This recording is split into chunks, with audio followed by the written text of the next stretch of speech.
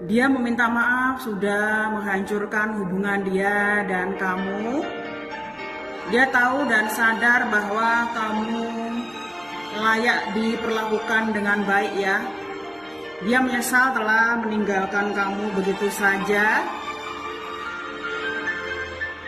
Dia yakin Tuhan dan semesta akan membawa dia dan kamu untuk bersama lagi. Ya, dia yakin dia bisa kembali ke kamu. Dia tahu dia sudah menyakiti kamu dan dia tidak ingin menyakiti kamu kembali.